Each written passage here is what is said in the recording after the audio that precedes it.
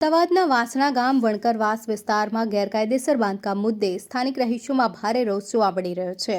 રહીશોના આક્ષેપ મુજબ નિલેશજી નેણવાયા દ્વારા ગેરકાયદેસર બાંધકામ કરવામાં આવ્યું છે, જેને લઈને એએમસી અને નગર વિકાસ ખાતા દ્વારા નોટિસ આપવામાં આવી હોવા છતાં કાર્યવાહી થઈ નથી। રહીશોએ વધુમાં આરોપ લગાવ્યો છે કે મહિલાઓ અને સ્થાનિક લોકો સાથે બોલાચાલી, ધમકી અને અપમાનજનક ભાષાનો ઉપયોગ કરવામાં આવે છે। અનુસૂચિત જાતિને અપમાનિત કરતા શબ્દો વપરાયા હોવાના આક્ષેપ સાથે રહીશોએ એટ્રોસિટી અધિનિયમ હેઠળ ગુનો દાખલ કરવાની માંગ કરી છે। આ મામલે Vasna police station, police commissioner કચેરી અને એએમસીમાં અરજી કરવામાં આવી હોવાનું રહીશોએ જણાવ્યું છે। સાથે જ ગેરકાયદેસર બાંધકામ દૂર કરી જવાબદાર સામે કડક કાર્યવાહી કરવાની માંગ કરી હતી। મારું નામ તૃપ્તિ વિનોદ સોલંકી, હું વાસણા ગામ વણકરવાસમાં રહું છું। લગભગ 150 વર્ષથી અમે અહીંયા રહીએ છીએ, રહેવાસી છીએ। આજ રોજ છેલ્લા 6 મહિનાથી નિલેશભાઈ જે ગોદાવરી નગરમાં રહે છે, પાણીના જગનો ધંધો કરે છે, 6 મહિનાથી આવીને અમને અપશબ્દો, ગાળાગાળી, હા ના બોલવાનું, જાતિવાદ કે જે ઢેડિયો કહેવાય એ અમને બોલી જાય છે 6 મહિનાથી। તો બી અમે કશું જ નથી કર્યું, બધું કાયદેસર કર્યું છે। છતાંય ગઈકાલે એના બંને છોકરા, એ પોતે અને એનો ભાઈ, 4 જણા આવીને પહેલા તો આંટા માર્યા, પછી હું તો મારા પાડોશી જોડે વાત કરતી હતી, છતાં એને આવીને મને કહે છે તે કામ કેમ બંધ કરાવ્યું એમ કરીને ગાળ બોલ્યો। મેં કહ્યું મારે તારી જોડે વાત નથી કરવી, છતાં એને મારી છાતી પર 2 ફેંટો મારીને કે તું ઢેડી ને તારી ઢેડીઓને હું સીધા કરી દઈશું અમે, આ શબ્દે વારંવાર બોલે છે। પછી અમે પોલીસ સ્ટેશન ગયા। પોલીસ સ્ટેશન પહેલા મારી નણંદ આયા કે શું થયું, એટલે એને મારી નણંદને બરાબર અહીંયા છાતીના ભાગથી એને પકડી છે। એના કાકાને કહે છે કાકા તમે રહેવા દો, કાકા તમે રહેવા દો, મને મારવો હોય તો મારી કાઢે, આને હું નહીં છોડું, આટલે સુધી, અને આ ઢેડિયોને તો હું નહીં છોડું, આ શબ્દ એને બહુ વાર વાપર્યો છે। વિડીયો બી છે અમારી પાસે। અમે પોલીસ સ્ટેશન ગયા। પોલીસ સ્ટેશનમાં મારી ફરિયાદમાં મેં કહ્યું કે હું બોલું એ લખવું પડશે। પોલીસ વાળાને કહ્યું કે ઢેડિયો એટલે કે અમે ના લખી શકીએ। મેં કીધું કેમ ના લખી શકો, તમે લખી શકો, મને કોઈ જ વાંધો નથી। મને ગાળાગાળી કરી એ બી તમે લખી શકો। પછી પોલીસ વાળાએ લખ્યું છે। ત્યાંની જે લેડીઝ પોલીસ હતી એ અમને એવું કહે છે નવરીઓ આવી ગઈ લેડીઝ પોલીસ, તો એમને કહેજો કે તમે કામવાળી હોય તો તમે કામ કરો। વાસણા પોલીસ ચોકીની લેડીઝ પોલીસ અમારી પહેલા તો ફરિયાદ જ નતા લેતા, એમણે ફરિયાદ જ નથી લીધી। પછી અમે પીઆઈ સાહેબને મળવાનું કહ્યું ત્યારે અમારી ફરિયાદ લીધી છે। 2 વાર કાગળિયા પછાડીને એ સાહેબ બહાર નીકળી ગયા છે।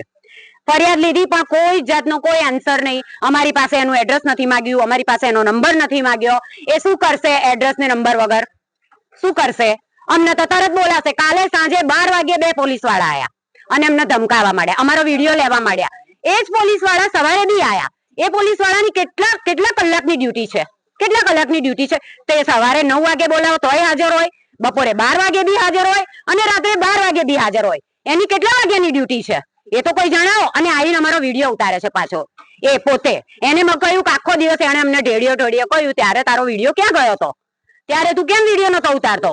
બસ અમારે એ જ જોઈએ છે કે અમારે આ જે જાતિવાચક શબ્દ એ યુઝ કરે છે એ અમારે હટાવો છે। હટી તો ગયો છે, છતાં આ લોકોના મગજમાં આ વસ્તુ ઘૂસી ગઈ છે, અમારે હટાવો છે ને આના માટે અમારે ન્યાય જોઈએ। આ એનું ગેરકાયદેસર બાંધકામ એ તોડી પાડે, બસ અમારે આ બહુ જ હેરાન થઈએ છે।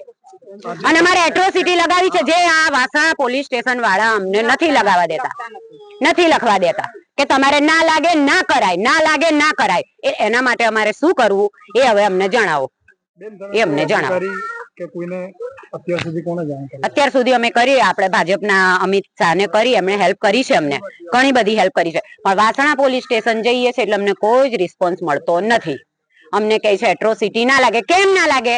એ લોકો અમને ઢેડી કહી શકે, ઢેડીઓ કહી શકે, તો એટ્રોસિટી કેમ ના લાગે? હા, એએમસી માંથી 3 અરજી લાગી ચૂકી છે, જે આ પોતે નિલેશ આઈને ફાડી કાઢે છે, આઈને ફાડી કાઢે છે। અત્યારે બી અમે લગાવી દીધી છે। મ્યુનિસિપાલિટીમાં ગયા તો કે એનો કામનું માટે એને પરમિશન મળી ગઈ છે। પરમિશન મળી હોય તો એના માટે એની બી એપ્લિકેશન અહીંયા હોય ને, કેમ નથી?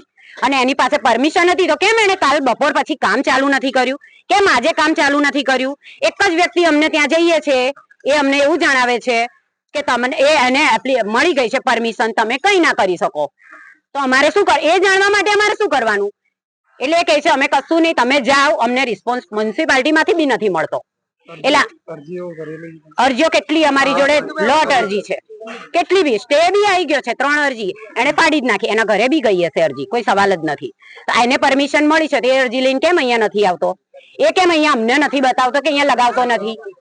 બસ એના જે સાગરીતો રાખેલા છે ને ચારે બાજુ, એમને કહે છે વિડીયો ઉતારો. અમારે વિડીયોની જરૂર જ નથી. અમે સીસીટીવી આના ત્રાસથી સીસીટીવી લગાવ્યા છે. આના ત્રાસથી તો સીસીટીવી લગાવી દીધા છે, એ બી અમારે છે.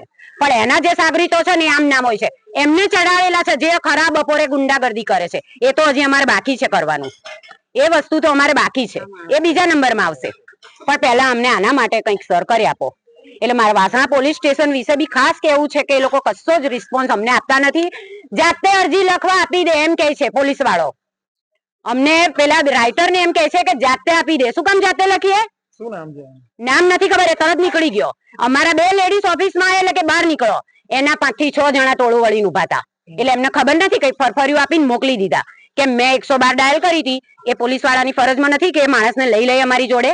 ના લીધા અને અમને કે તમે બેસી જાઓ, અને ના લીધા એના. અમે પહોંચીએ ત્યારે તો બધા જતા રહ્યા હતા. કેમ? એને સામે બોલાવીને એનું નામ હા ના બધું લખવાનું નહીં?